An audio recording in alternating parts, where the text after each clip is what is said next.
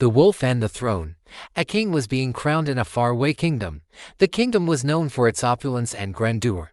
Every year, the king hosted a grand ball inviting all the eligible maidens in the kingdom to find a prince.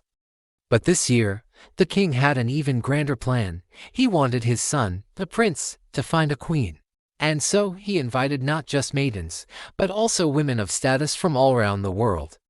As the sun set on the day of the ball, the palace was aglow with thousands of candles. The king, resplendent in gold and jewels, sat on his throne, a benevolent smile on his face. His son, the prince, stood beside him, equally decked out in fine clothes and jewelry, looking every bit the dashing young prince. They sat there, father and son, watching the grand procession of women enter the hall. Among them was a commoner. She wasn't invited. She wasn't even supposed to be there. But she had heard about the ball and had snuck in. Hoping to catch the prince's eye, the king saw her from his throne. He had a clear view of the entire hall. He saw the girl in the simple dress standing out like a sore thumb among the women in their finery.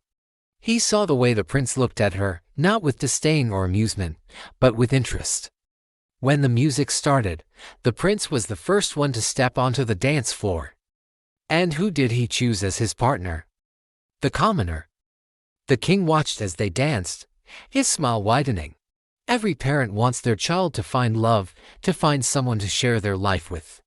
And now it seemed his son had found someone he liked. But the girl wasn't just any commoner. The king knew who she was. She was the daughter of the baker, a kind, beautiful woman who had raised her daughter to be strong and smart. The king had seen her around the kingdom, how she helped her mother in the bakery, how she treated the animals with kindness, how she cared for the old and the sick. He had watched her grow from a child into a young woman, and he knew she was a good person. Someone his son could be proud to call a wife. The prince and the girl danced, twirled and laughed, completely oblivious to the king's gaze upon them. When the music stopped, the king was the first to clap, and all eyes turned to him. He stood up, and with the girl and the prince beside him, he addressed the court. "I may have been biased," he said, "but I believe my son has found his queen." And so the king's smile widened, his eyes twinkling with mirth and love. For what is a king without his kingdom? And what is a throne without a wolf by its side? That's all for today. See you next time.